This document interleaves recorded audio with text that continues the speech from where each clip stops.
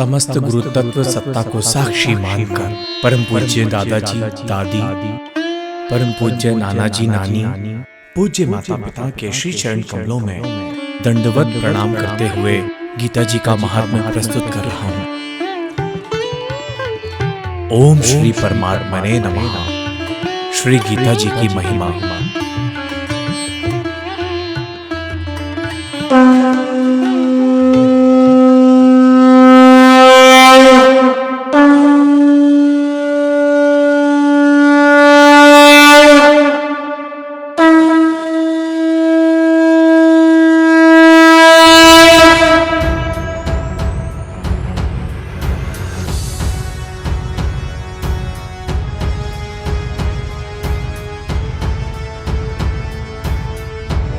अर्जुन बोले, हे कृष्ण, आप कर्मों के संन्यास की और फिर कर्मयोग की प्रशंसा करते हैं, इसलिए इन दोनों में से जो एक मेरे लिए भली भांति निश्चित कल्याणकारक साधन हो उसको कहिए। श्री भगवान बोले, कर्म संन्यास और कर्मयोग ये दोनों ही परम कल्याण के करने वाले हैं, परंतु उन दोनों में भी कर्म संन्यास से कर्मयोग साधन में सुगम होने से श्रेष्ठ है। हे अर्जुन, जो पुरुष ना किसी से द्वेष करता है और ना किसी की आकांक्षा करता है, वह कर्मयोगी सदा सन्यासी ही समझने योग्य है, क्योंकि राग द्वेषादि द्वंद्वों से रहित पुरुष सुखपूर्वक संसार बंधन से मुक्त हो जाता है।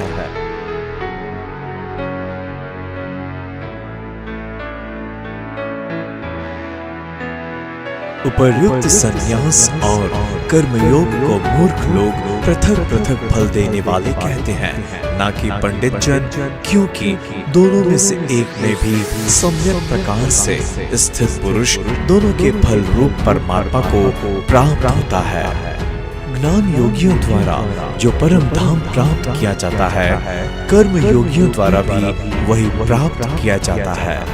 इसलिए जो पुरुष ज्ञान योग और कर्म योग को फल रूप में देखता है, वही यथार्थ देखता है। परंतु हे अर्जुन, कर्म योग के बिना संन्यास अर्थात मन, इंद्रिय और शरीर द्वारा होने वाले संपूर्ण कर्मों में कर्तापन का त्याग प्राप्त होना कठिन है और भगवत स्वरूप को मनन करने वाला कर्मयोगी परब्रह्म परमात्मा को शीघ्र ही प्राप्त हो जाता है।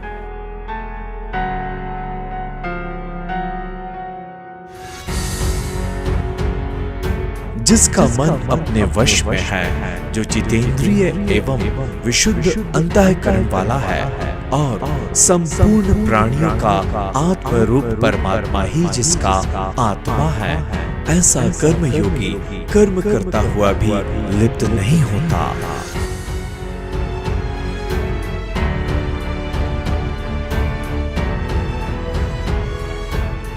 तत्व को जानने वाला सांख्य योगी तो देखता हुआ, सुनता हुआ, स्पर्श करता हुआ, सूंघता हुआ, भोजन करता हुआ, गमन करता हुआ, सोता हुआ, श्वास लेता हुआ, बोलता हुआ, त्यागता हुआ, ग्रहण करता हुआ तथा आंखों को खोलता और मूंदता हुआ भी सब इंद्रियां अपने अपने अर्थों में बरत रही हैं। इस प्रकार समझकर निसंदेह ऐसा माने कि मैं कुछ भी नहीं करता हूँ।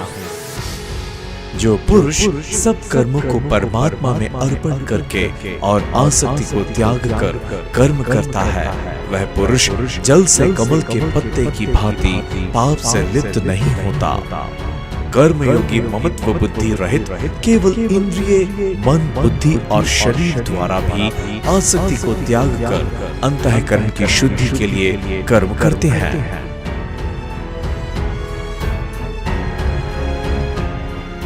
कर्मयोगी कर्मों के फल का त्याग करके भगवत प्राप्ति रूप शांति को प्राप्त होता है और सकाम पुरुष कामना की प्रेरणा से फल में आसक्त होकर बंधता है। अंतःकरण जिसके वश में है, ऐसा सांख्य योग का आचरण करने वाला पुरुष ना करता हुआ और ना करवाता हुआ ही नव द्वारों वाले शरीर रूप में घर में सब कर्मों को मन से त्याग कर आनंद पूर्वक सच्चिदानंद घन परमात्मा के स्वरूप में स्थित रहता है। परमेश्वर मनुष्यों के ना तो कर्तापन की, ना कर्मों की और ना कर्म फल के संयोग की ही रचना करते हैं, किंतु स्वभाव ही बरत रहा है। सर्वव्यापी परमेश्वर भी ना किसी के पाप कर्म को और ना किसी के शुभ कर्म को ही ग्रहण करता है, किंतु अज्ञान के द्वारा नाम ढका हुआ है, उसी से सब अज्ञानी मनुष्य मोहित हो रहे हैं। परंतु जिनका वह अज्ञान परमात्मा के तत्व ज्ञान द्वारा नष्ट कर दिया गया है, उनका वह ज्ञान सूर्य के सदृश उस सच्चिदानंद घन परमात्मा को प्रकाशित कर देता है। जिनका मन तद्रूप हो रहा है, जिनकी बुद्धि तद्रूप हो रही है और सच्चिदानंद घन परमात्मा में ही जिनकी निरंतर एक ही भाव से स्थिति है, ऐसे तत्परायण पुरुष ज्ञान के द्वारा पाप रहित होकर अपनरावृत्ति को अर्थात परम गति को प्राप्त होते हैं। वैज्ञानिक जन विद्या और विनय युक्त ब्राह्मण में तथा गौ, हाथी, कुत्ते और चांडाल में भी समदर्शी ही होते हैं। समदर्शी होने का जो विस्तार है, गीता जी के अध्याय 6 श्लोक 32 की टिप्पणी में हमें देखना चाहिए। जिनका मन समभाव में स्थित है, उनके द्वारा इस जीवित अवस्था में ही संपूर्ण संसार जीत लिया गया है, क्योंकि सच्चिदानंद घन परमात्मा निर्दोष और सम है। इससे वे सच्चिदानंद घन परमात्मा में ही स्थित हैं। जो पुरुष प्रिय को प्राप्त होकर हर्षित नहीं होता और अप्रिय को प्राप्त होकर उद्विग्न ना हो, वह स्थिर बुद्धि संशय रहित ब्रह्मवेत्ता पुरुष सच्चिदानंद घन पर ब्रह्म परमात्मा में एक ही भाव से नित्य स्थित है।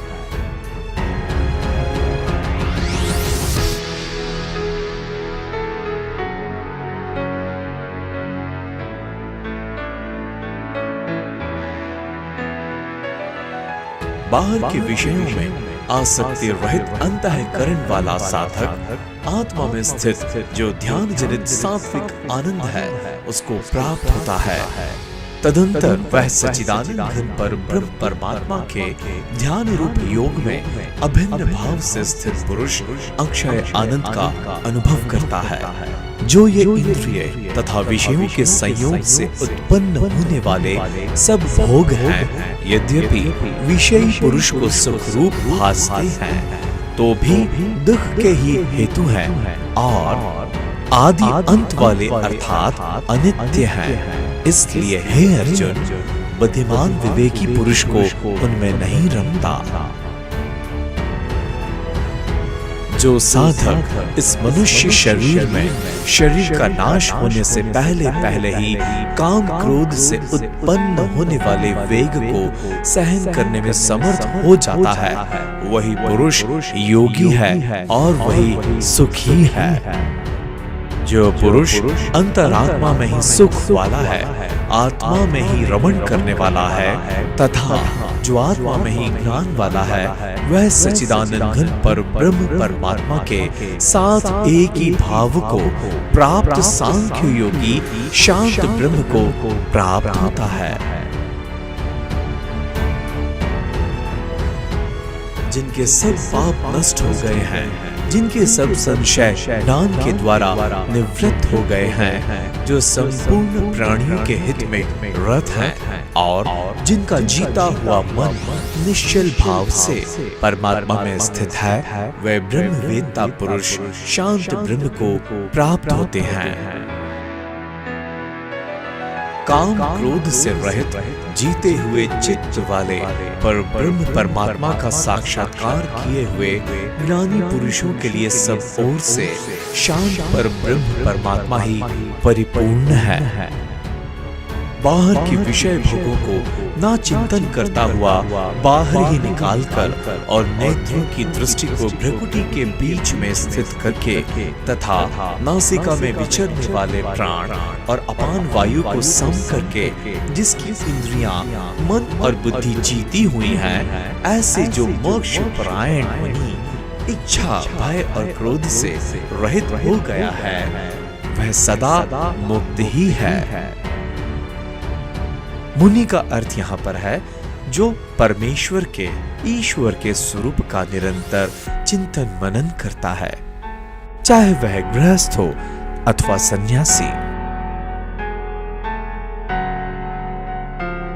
श्री कृष्ण कहते हैं, मेरा भक्त मुझको सब यज्ञ और तपों का भोगने वाला, संपूर्ण लोगों के ईश्वरों का भी ईश्वर तथा संपूर्ण भूत प्राणियों का सुहृद अर्थात स्वार्थ रहित दयालु और प्रेमी ऐसा तत्व से जानकर शांति को प्राप्त होता है।